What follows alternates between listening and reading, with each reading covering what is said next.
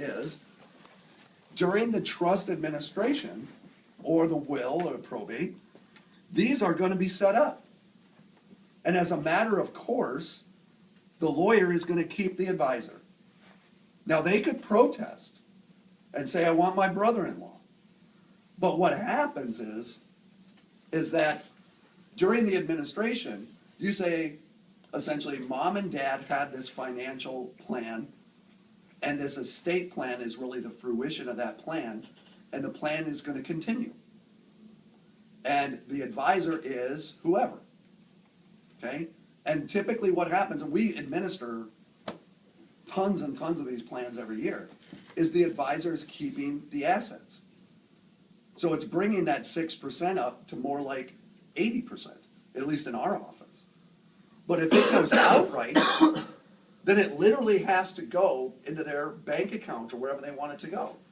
Well, it's natural for them to say, well, what am I going to do with this money? Who's going to manage my money? But when it's a part of an overall financial plan that will continue for the generations, then the financial plan continues as well.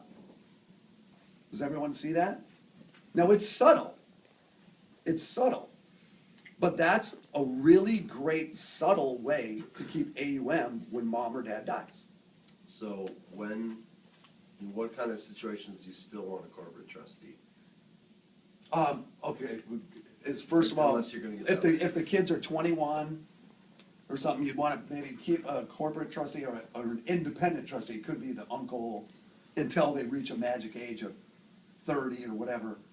The most typical age that parents use now is to say, is if my kids are 30, then they can be their own trustee. If they're not 30, then someone else will be the trustee until that point.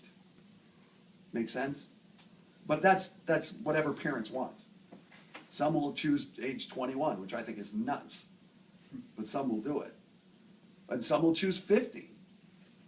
And that happens more often than you think, because they're trying to, keep the kids investing. They don't want them to waste it. But that's just a subtle thing to do. But I really think the better message is if you want to retain AUM, then you better be in that trusted advisor territory. And in my view, I can only equate it to what I do in my firm, but I have to think it goes equally for you and your businesses, is if they understand what they're doing and why they're doing it, they're going to stick. And that can be universal, is if they don't understand it, they're going to be vulnerable. And this kind of thing, where you keep the financial plan and the estate plan going to the next generation, then you can retain it generationally.